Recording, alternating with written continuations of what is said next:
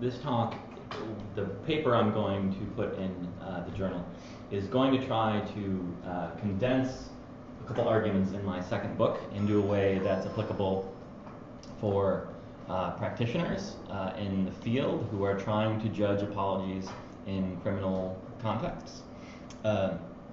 So you got a little bit of an overview of some of the arguments from the first book yesterday. The second book, there is one core argument that takes a lot of work, and I'm not going to go over it here, but just to summarize it, according to the argument, justice through apologies, all major theories of punishment, consequentialist, restorative, leftist, and retributive theories in particular, should typically endorse apology reductions only if offenders demonstrate moral transformation by satisfying rigorous standards for apologies. So a little bit of when I say rigorous standards, I really mean rigorous standards. I have a very thick conception of what I call categorical apologies. If offenders do something like that, I argue, they should receive some reduction in punishment. And I claim that this is true across all major theories of punishment. So pretty much anyone who's in the punishment game, I think, should advocate for something like apology reductions. Okay. For some theories of punishment, you can see where that might be obvious, right? Like rehabilitative theories. Okay, if someone is given something like a categorical apology on the rehabilitative theory, a lot of the work has kind of already been done, right? So it would make sense to give them some credit for that. Retributive theory, how would that work? That would seem to be one of the hardest sells. I argue for a couple reasons. It's just worth pointing out. If you're getting something like a categorical apology, there's already a good deal of hard treatment built in. There's already some pain and suffering built in. I argue that offenders should get some kind of credit for that. I also argue that issues of consistency and proportionality are particularly important to retributivists, and I am attempting to make it so that in sentencing, like apologies get like treatment, right? Just like sort of similar offenses get similar treatment, similar kinds of apologies get similar treatment. And there's all sorts of ways that we don't do this right now. And I'm happy to talk about or answer questions about how do I make the argument for consequentialists. Leftists have a very interesting case, but that's a lot of the work that got done. But you think of criminal sentencing in the United States in particular, and I like to draw from this guy. So I actually first studied this guidelines with Marcus in the mid-90s. And I think this is, Marcus at his finest, this quote here. It really gives you a sense for, as he says, modern penal institutions, offenders and victims alike are treated as irrelevant nuisances, grains of sand in the great machine of state risk management. And we all sort of know this is true, particularly in the United States, right? We have a massive penal system, largely driven by drug laws. And given just the amount of bodies being processed, when you start talking about the highly nuanced notions of apologies and remorse that I'm interested in, trying to imagine how there would be a time and a place for the sort of not only evaluations of apologies I'm considering, but the work that an offender would need to do to merit an apology reduction, right? It almost looks like an impossible fit, right? It's a very difficult fit to imagine that kind of moral transformation given the way sort of just the size and the case management of modern penal institutions are, right? So how does it usually work? How does it currently work? Because we all know that remorse plays an important role. We talk about remorseless and remorseful offenders in criminal sentencing. A few ways that this goes on now. Right? In most criminal cases, there is either an implicit or an explicit finding, judgment, determination of remorseful attitudes or not. Okay. It's usually made, these determinations of, all right, is this offender remorseful or not? This is usually made on the fly at many levels of the process, right? And this can be all the way from police stops on the road, sort of on the street, and they find someone doing something illegal, and they talk to them for a second and think, okay, you look like you're sorry, don't do it again. Right? All the way through, right, parole, probation, etc., right, post-release. Okay? There's all sorts of cases, situations within the criminal justice system where various state agents make discretionary judgments about offender remorse mental states. Okay? And they do it largely from their gut. Okay? They wing it. They're sort of like, have you hit the right notes? Do you sound apologetic? Are you doing what I, as, say, a police officer, think looks like remorse? And as you can predict, this is problematic in all sorts of ways. Okay? It invites discrimination on all sorts of levels. It's going to be highly imprecise. It's going to, not treat people equally, fairly. Certainly, rich offenders are going to get a different kind of treatment typically than poor offenders. People who don't speak the language or sort of hit the right notes or aren't sort of educated and present properly as judges or whoever that should think offenders should present are going to have their remorse discounted.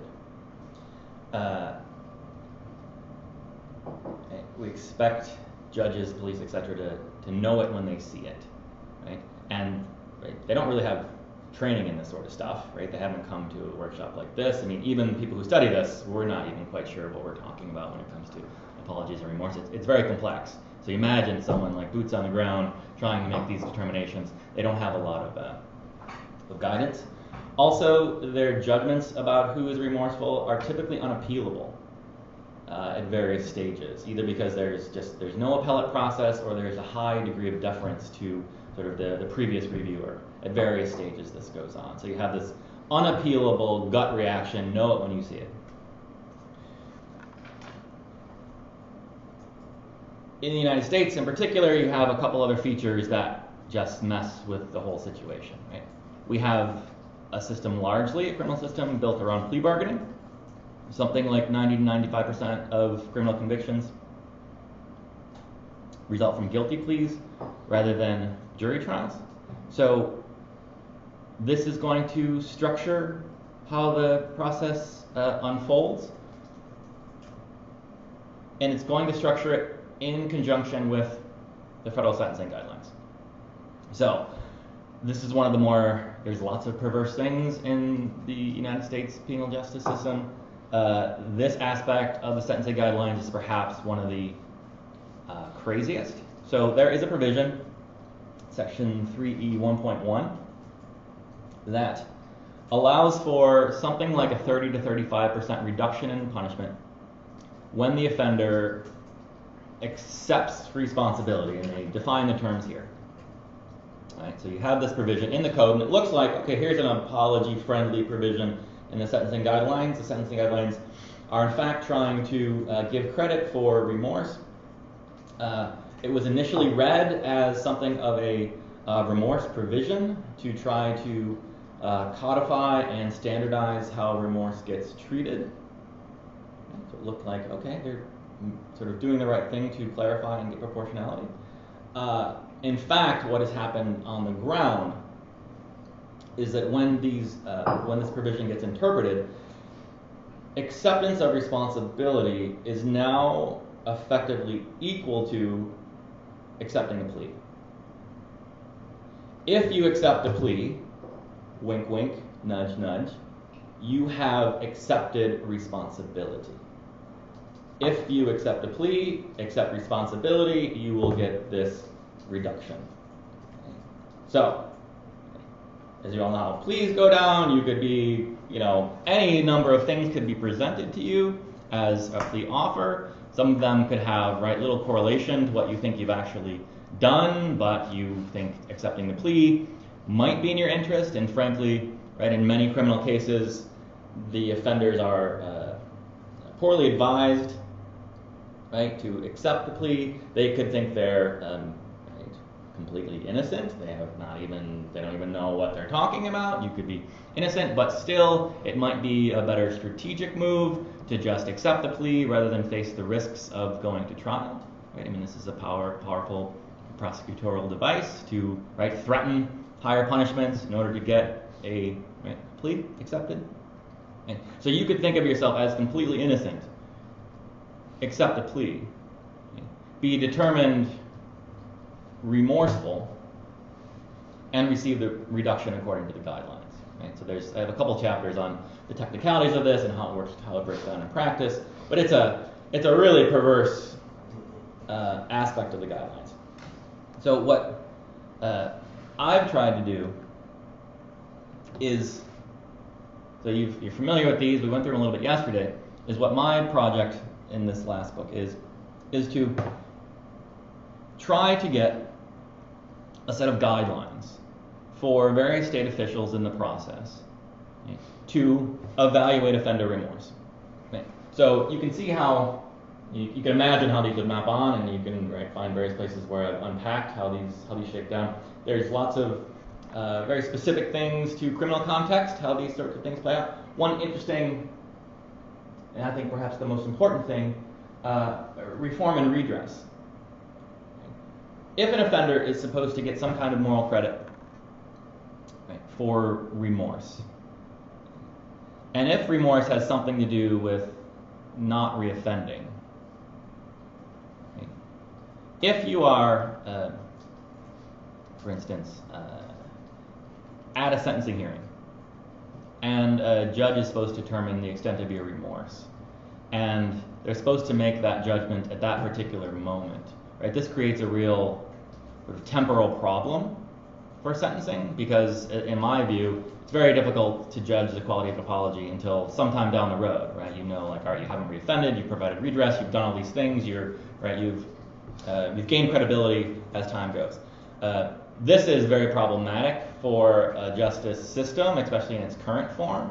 So I offer various kinds of advice for how to evaluate the apologies, the temporal aspects, where the temporal aspects are best placed.